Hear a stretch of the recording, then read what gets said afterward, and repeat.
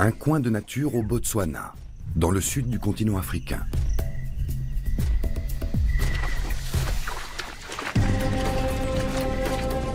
Après plus d'un siècle de chasse dans la savane, les fusils se sont tus.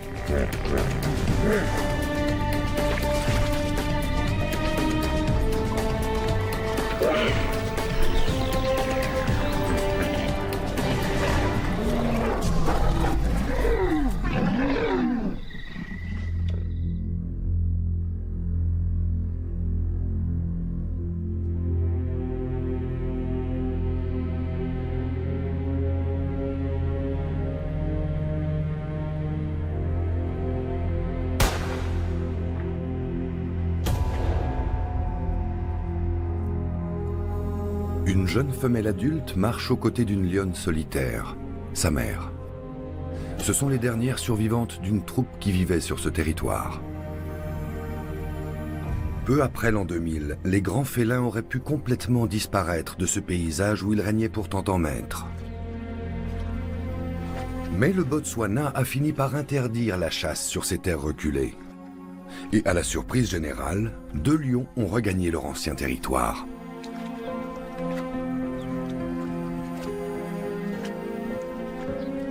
Mais avant d'oser revenir, il aura fallu attendre des années que les coups de feu cessent.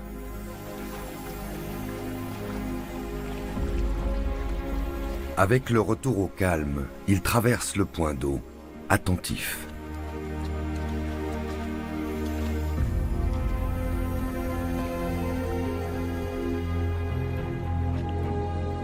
Ils se rendent sur l'autre rive, attirés par la présence des 2 femelles.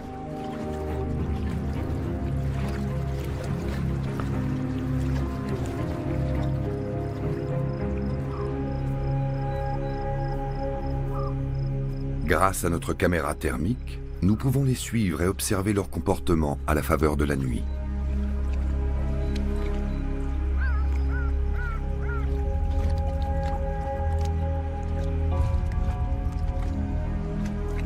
C'est le meilleur moyen d'entrer dans leur univers secret. La caméra parvient à capter la chaleur de leur corps, tandis qu'ils flairent la piste des femelles.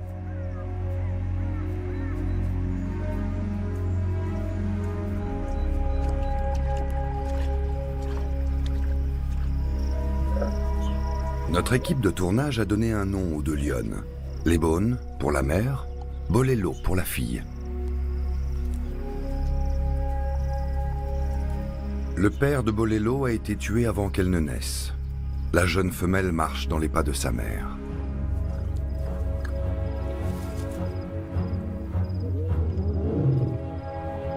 Pour la première fois depuis des années, la nuit résonne à nouveau des cris de la parade amoureuse d'un couple de lions.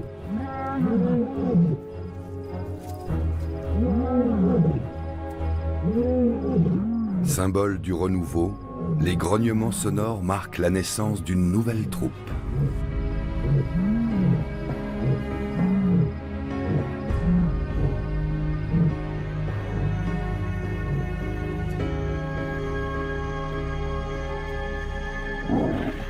Les prochains mois seront consacrés à l'accouplement, une période de stabilité pendant laquelle les mâles restent très présents et attentifs aux femelles.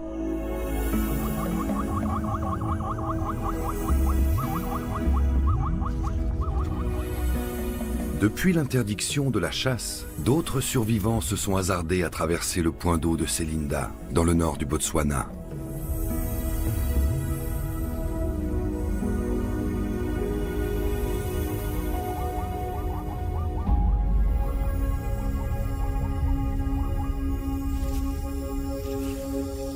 Quelques mois plus tard, on découvre les mâles dans leur nouveau rôle de père. La mère et la fille ont mis au monde 6 lionceaux.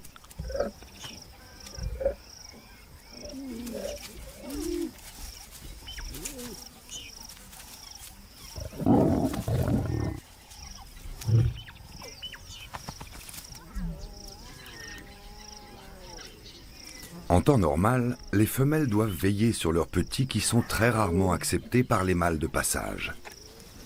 Mais ici, ils ne risquent rien, car les 2 mâles n'ont pour l'instant aucun rival.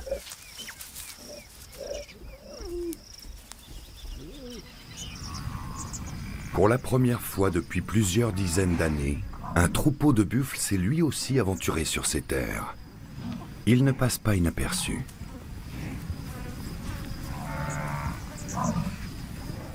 Les deux femelles y voient aussitôt un gibier de choix. Ce sont elles qui chassent, pas les mâles.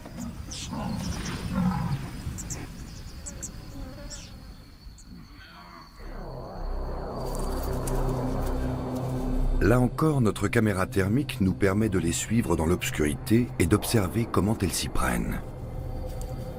Les deux lionnes font équipe.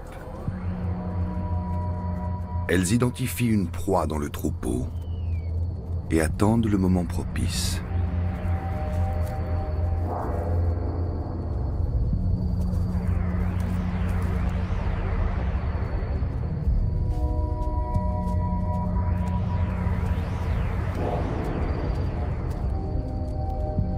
Le duo mère-fille a beau être performant, il faut en général les efforts d'une troupe entière pour venir à bout d'un buffle.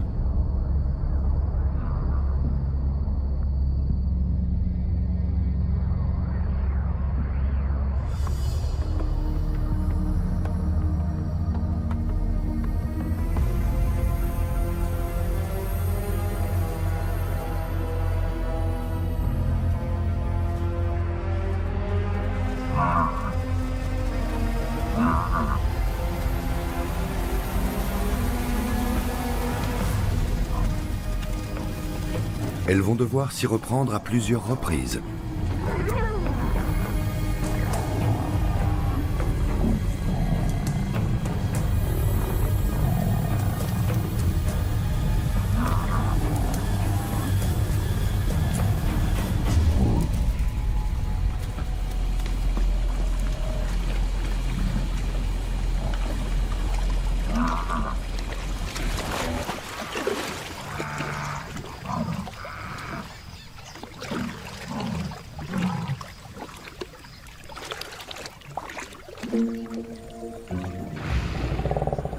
Le lendemain, Bolello voudrait repartir en chasse, mais il y a un problème de taille.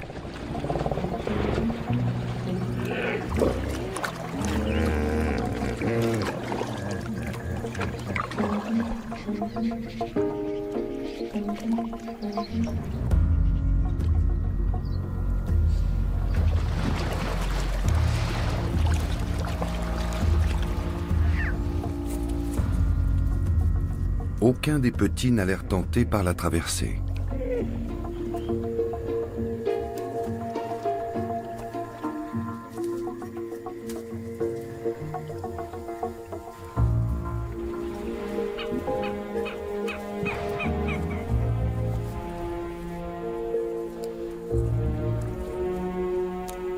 Or, à mesure que le temps passe, un autre prédateur risque de repérer l'animal et de suivre sa trace. Si près du but, elles ne veulent pas laisser échapper leur proie. Elles ont le choix entre laisser leurs petits seuls le temps d'aller chasser, ou bien les emmener avec elles.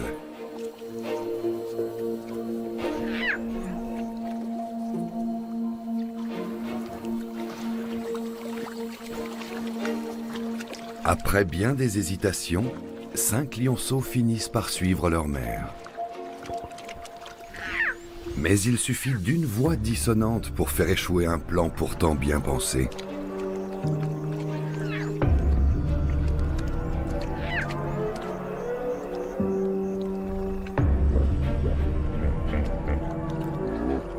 Et il faut du courage pour battre en retraite quand tous les autres vont de l'avant.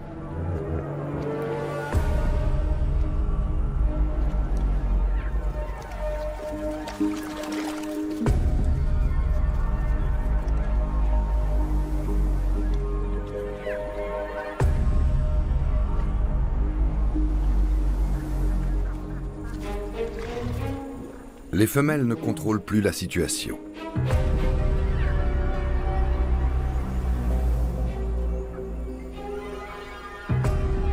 À chaque nouvelle tentative, d'autres lionceaux reculent devant l'obstacle, effrayés par la présence des hippopotames.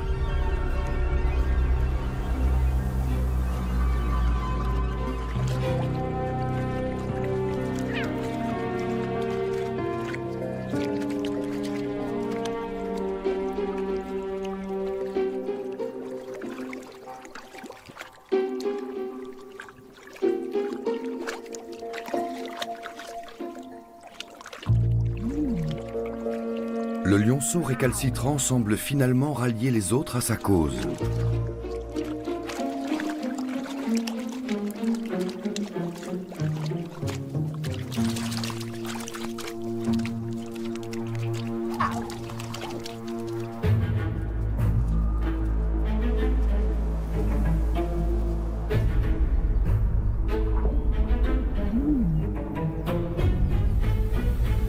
Deux heures plus tard, 4 des lionceaux se décident enfin à traverser le point d'eau.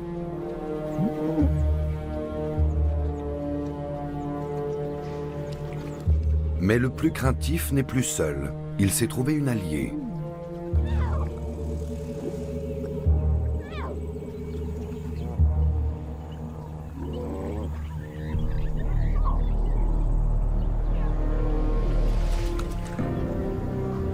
Cette fois, les femelles ne rebroussent pas chemin. En restant à bonne distance des hippopotames, la troupe devrait passer sans encombre.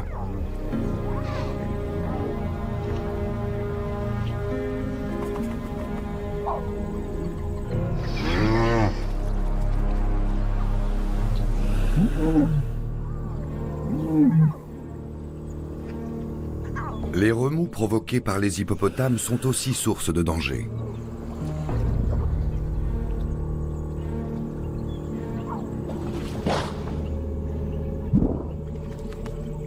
Dans l'eau, les félins sont beaucoup plus vulnérables qu'à terre.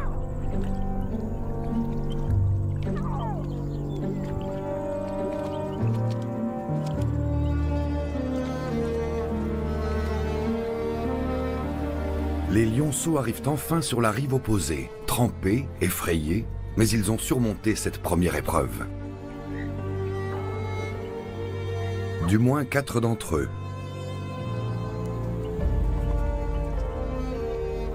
Les 2 autres n'ont pas eu ce courage.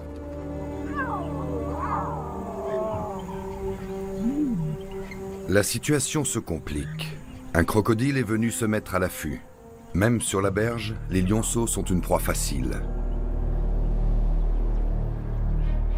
L'ébone et Bolelo n'hésitent pas une seconde. Elles se jettent à l'eau pour écarter la menace.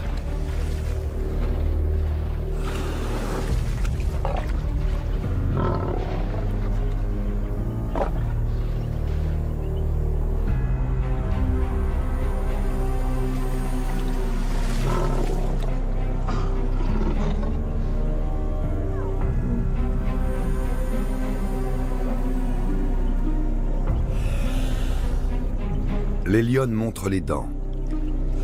Leur instinct maternel est plus fort que le danger.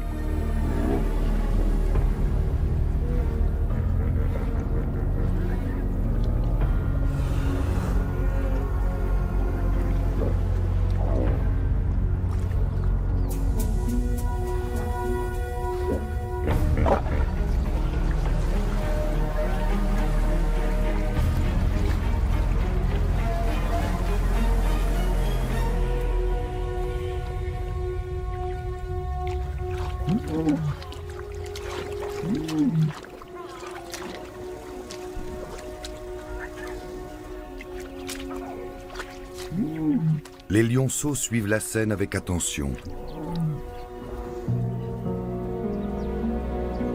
Les 2 femelles manquent d'expérience face à une telle situation. On sent leur nervosité. Toute cette agitation n'a fait qu'attirer dans l'eau davantage de crocodiles et d'hippopotames.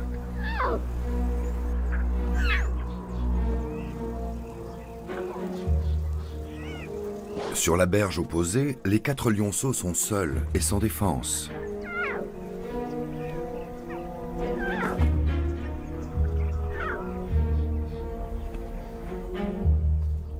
Que feront les lionnes ?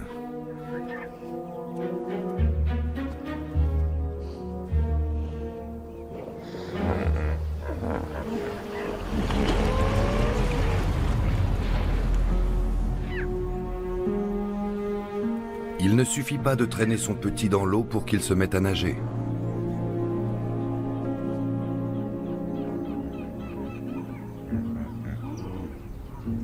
C'est à ceux qui crieront le plus fort. Finalement, les lionnes s'aventurent à nouveau dans l'eau pour rejoindre l'autre rive.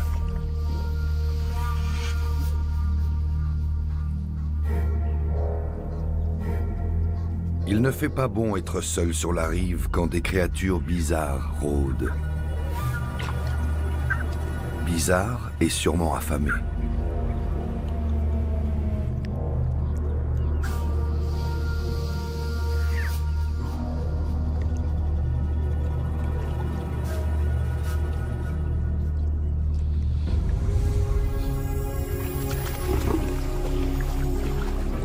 Les lionnes s'efforcent de surveiller les deux rives du plan d'eau.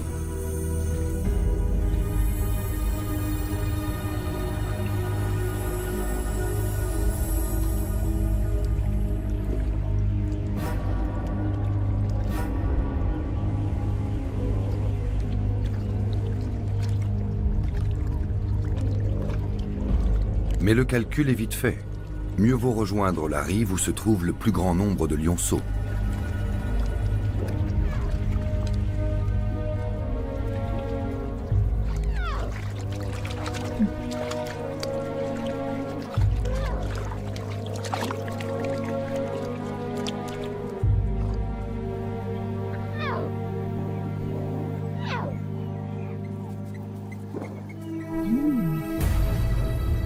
Soudain, une nouvelle menace se présente. Les lionceaux se trouvent sur la route d'un groupe d'éléphants. Bolelo intervient sur le champ.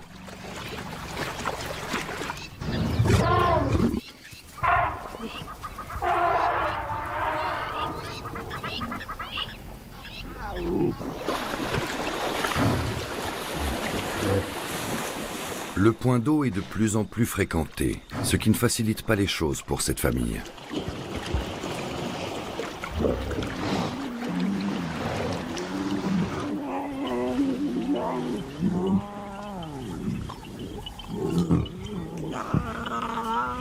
Pour calmer les petits, Bolelo les fait téter. Un réflexe de mère inexpérimentée. Car une fois repus, les lionceaux pensent à jouer, mais certainement pas à aller nager. La mère et la fille sont désormais chacune d'un côté du plan d'eau. Les petits sont en sécurité, mais l'objectif des femelles était plutôt de réunir la troupe pour se mettre en chasse.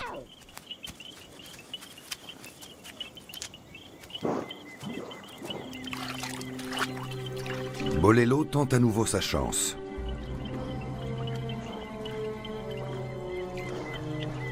Mais c'est peine perdue, les lionceaux n'osent pas la suivre.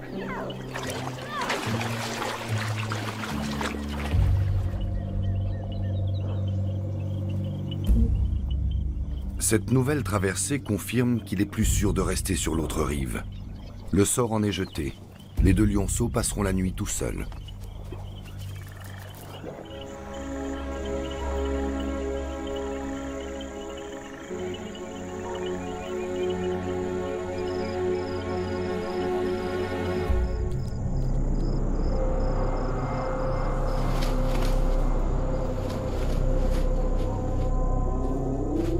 Une fois de plus, notre caméra nous permet d'observer en silence comment se déroule une nuit au bord de l'eau.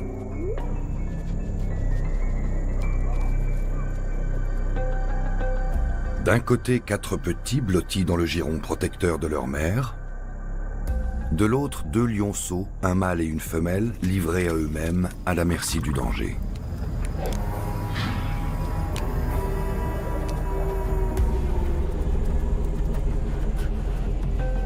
La vie sauvage ne fait pas de cadeaux. Les plus faibles sont les premiers à disparaître.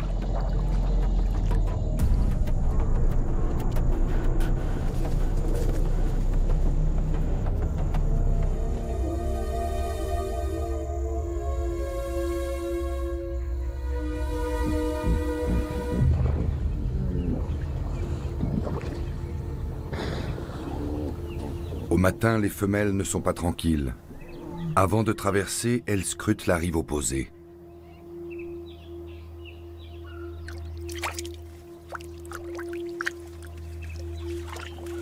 Il règne un silence inquiétant sur le plan d'eau.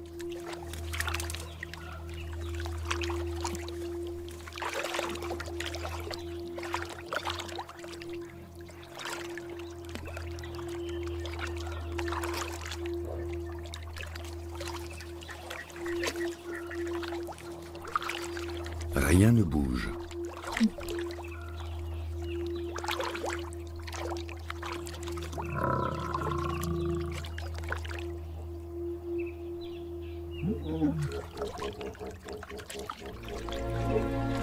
Nous ne savons pas ce que les animaux ressentent vis-à-vis de leurs petits, mais dans un moment pareil, leur nervosité est bien réelle.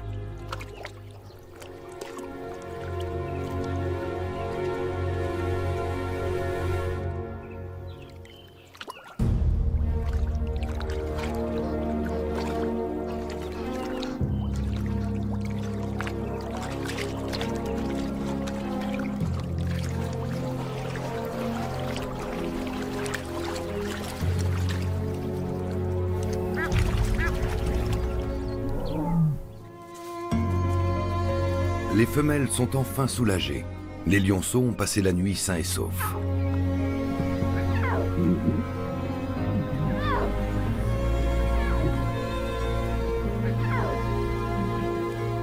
Ils sont tous deux affamés, mais leurs mères ne commettront pas l'erreur de la veille. Avant de pouvoir téter, il faudra qu'ils les suivent.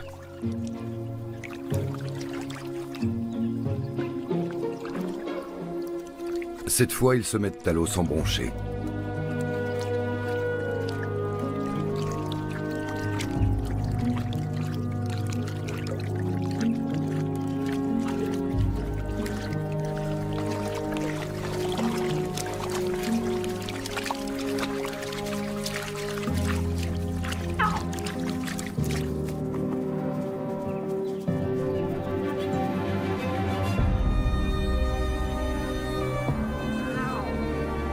La troupe est enfin au complet.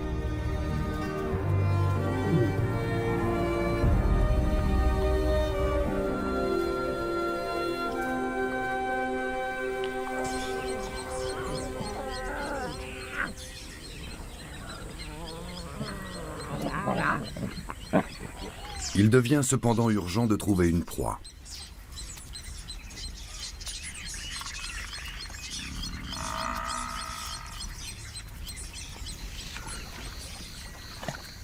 Pour atteindre leur terrain de chasse, la famille va devoir traverser des terres inondées. Cette fois, les petits se montrent plus hardis.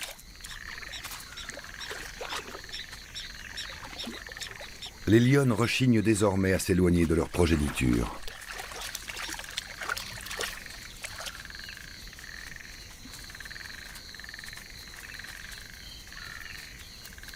Aujourd'hui, ils partiront chasser tous ensemble.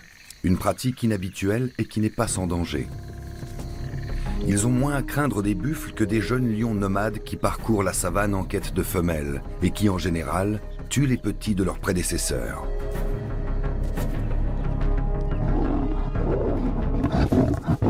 L'ébone sait que l'attaque est la meilleure défense. Elle sort les crocs et les griffes pour les repousser.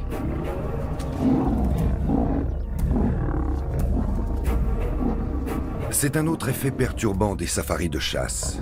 Dans les territoires d'où les grands mâles ont disparu, les troupes sont désorganisées et à la merci des attaques de jeunes nomades qui n'ont plus rien à craindre. Si les Beaunes n'avaient pas réagi fermement, les jeunes mâles auraient soumis les femelles et pris la tête du groupe.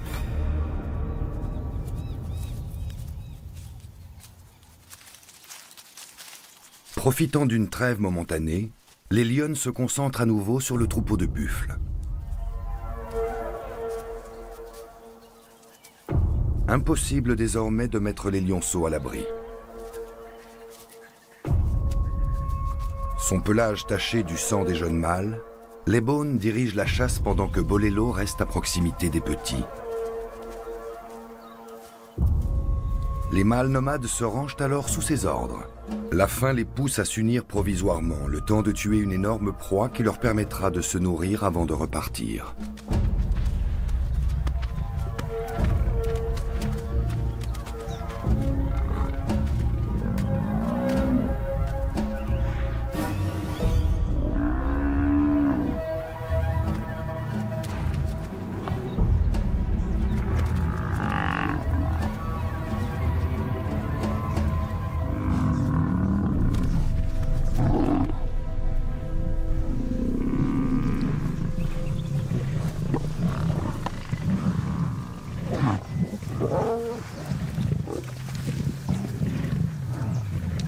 quelques jours, les lionceaux ont appris à nager, ils ont échappé à une prise de pouvoir par de jeunes nomades et mangé leur premier buffle.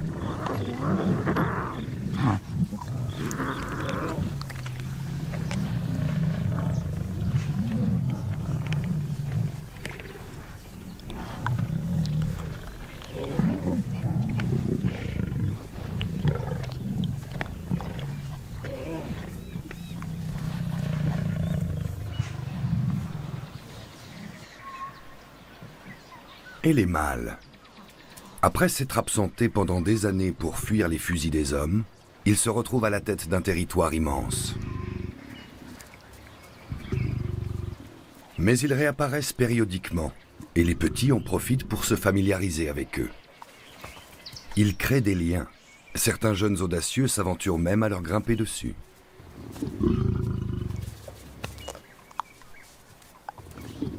Ce qui n'est pas sans risque. Un simple geste peut faire perdre patience au fier prédateur qui oublie vite qu'il est aussi un père. Il faut être téméraire pour se frotter à un lion 5 fois plus grand en taille. Mais l'esprit joueur des lionceaux calme en général l'agressivité des adultes.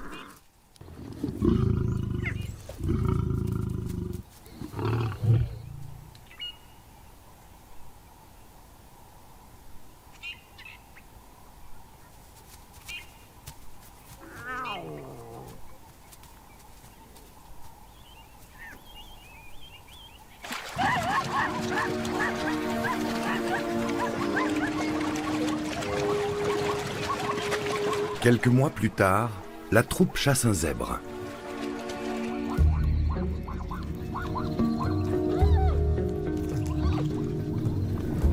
Lorsque la proie est tuée, le mâle vient réclamer son dû. Le jeune lionceau, cette fois-ci couvert de boue, essaie de l'entraîner dans ses jeux.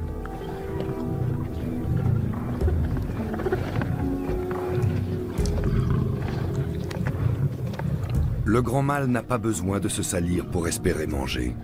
Mais le lionceau, lui, ne s'arrête pas à ses privilèges.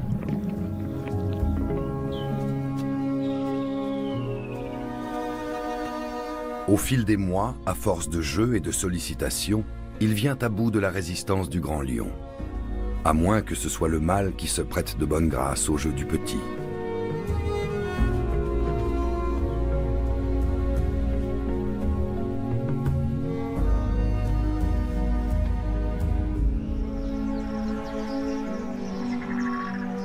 À mesure que la nature retrouve son équilibre, les réserves de gibier se font plus abondantes.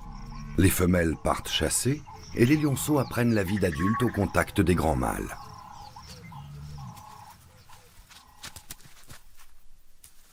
Leur bonne entente est importante pour éviter les rivalités au sein de la troupe. Les jeunes devront apprendre à vivre en harmonie.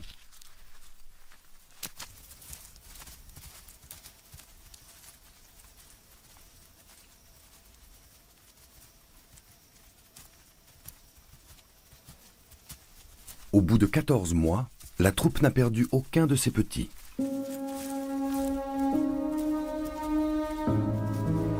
Chaque jour, ils découvrent d'autres aspects de la vie en communauté.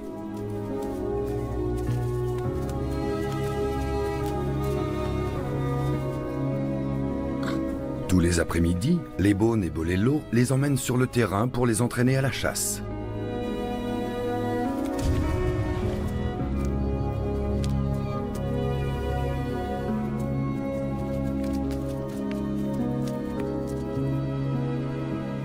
Les mâles, eux, observent les progrès de chacun.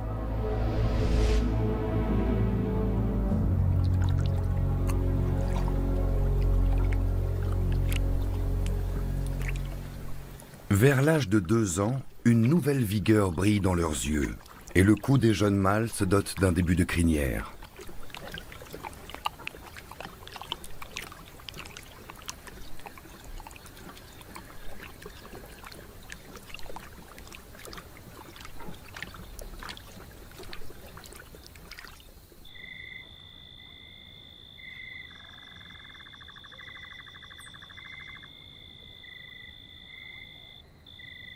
L'entraînement est aussi nocturne, et les jeunes lions ne sont pas tous égaux face aux défis.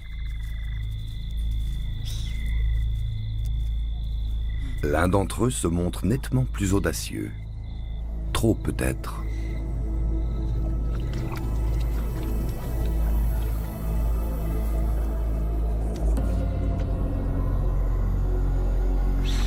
Car il s'était lancé bien trop tôt.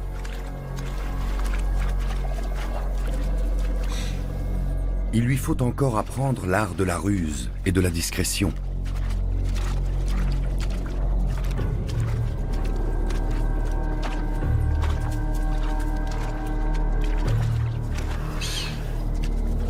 Par sa maladresse, il a donné l'alerte et le troupeau d'antilopes a détalé.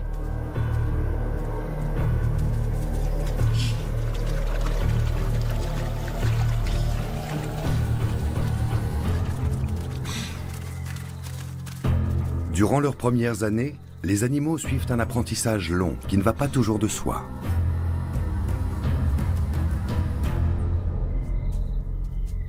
Les lionceaux approchent bientôt de l'âge adulte, le temps presse.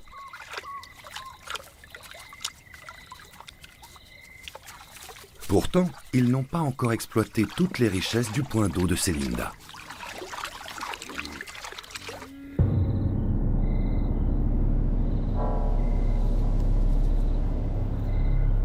Un groupe d'hippopotames est à moitié caché sous les arbres.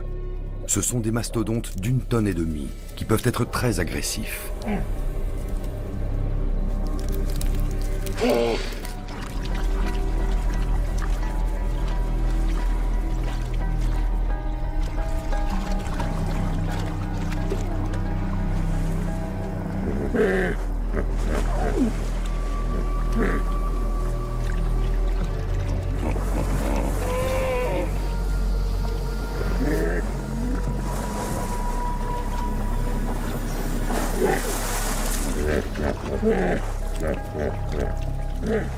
Ce soir, les lionnes se tiennent en retrait. Elles laissent le champ libre aux jeunes.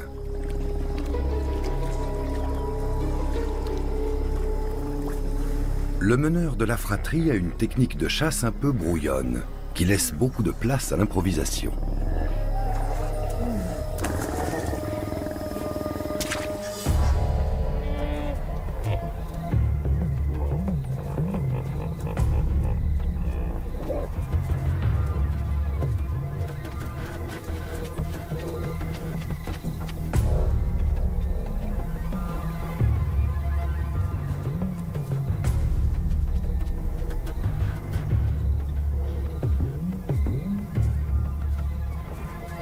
Ces manœuvres d'approche ressemblent presque à un jeu.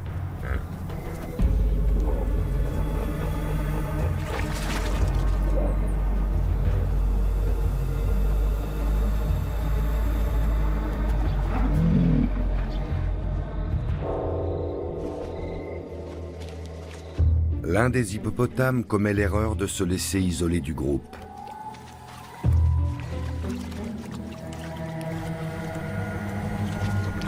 Cette fois, c'est un coup de maître.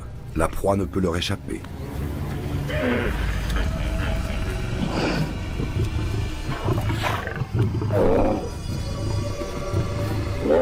Cette nuit, les jeunes lions ont dompté leur peur et élargi leur horizon.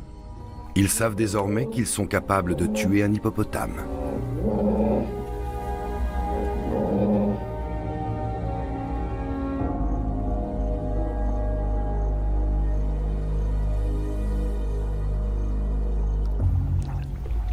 À mesure qu'ils acquièrent de l'expérience, les lions fréquentent plus souvent le point d'eau de Sélinda.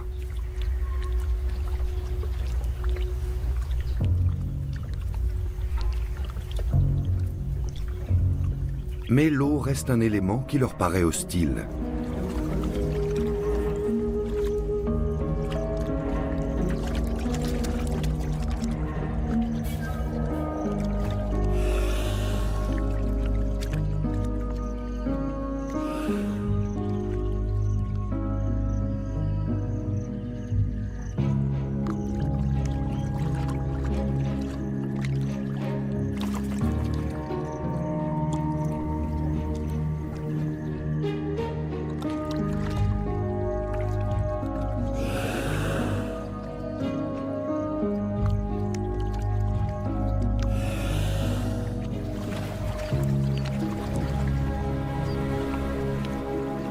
Ils ont beau être maintenant adultes, les jeunes ont encore besoin de se faire guider par leur mère pour traverser le plan d'eau.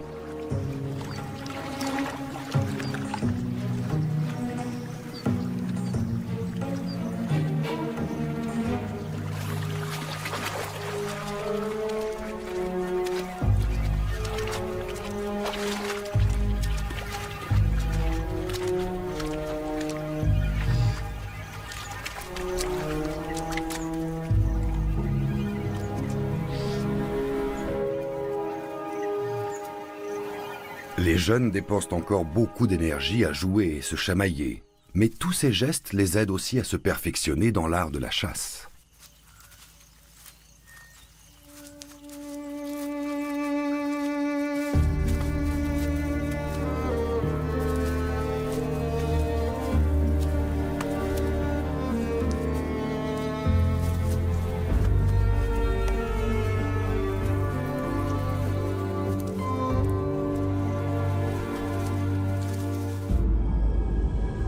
Les nuits d'hiver sont froides autour du point d'eau de Selinda.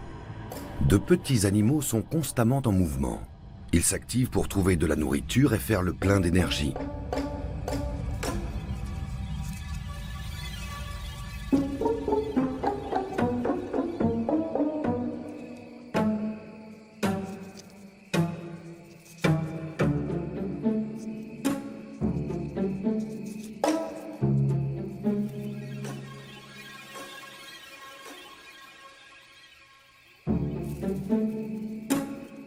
Les lions, eux, se massent en groupe pour dormir.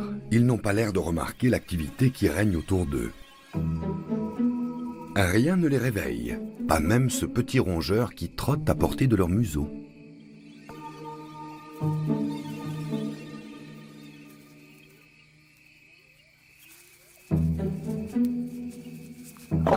Ce lion mâle est souvent le premier à bouger. Il est encore jeune et la faim le titille souvent vers minuit.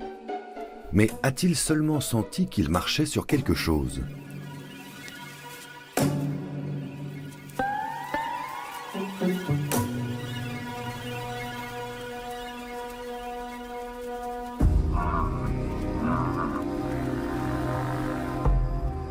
Le meneur du groupe a bientôt 3 ans et sa crinière s'étoffe plus vite que celle de ses frères.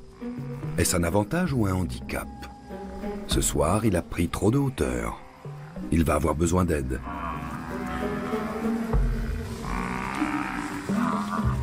Ses frères se chargent d'éloigner le troupeau. Mais il profite de l'occasion pour isoler un vieux buffle énorme.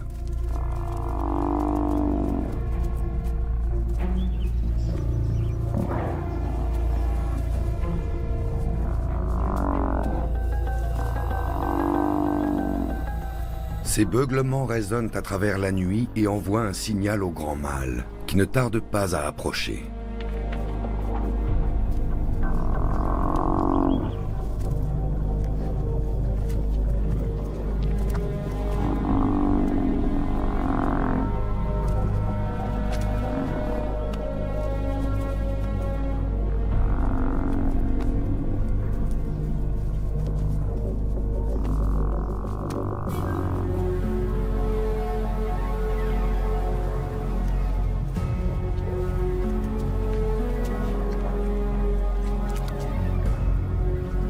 Ce ne sont pas les cris d'agonie qui ont attiré l'adulte.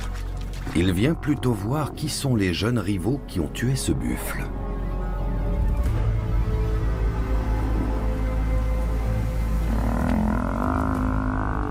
Il se guide à l'oreille dans le noir.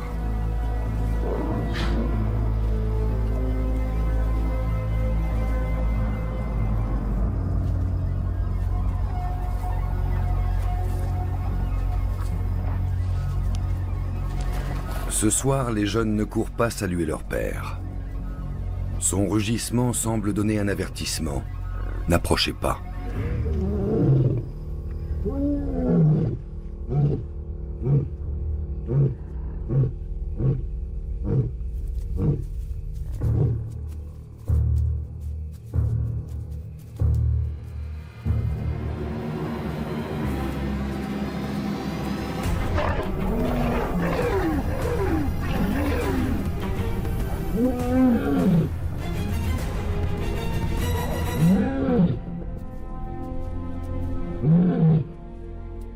Les deux femelles, l'Ébone et Bolello, suivront sans intervenir les combats que les mâles vont se livrer pendant les jours et les mois à venir.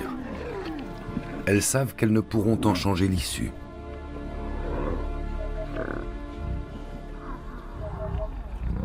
Ainsi est régie la vie des lions dans la savane. Les jeunes adultes sont tôt ou tard exclus du groupe pour mener une vie de nomade.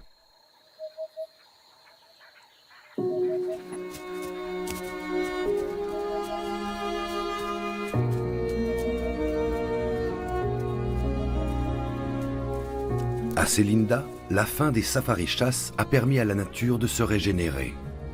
La région ne comptait plus que 2 femelles. Aujourd'hui, plus de 60 lions parcourent le territoire.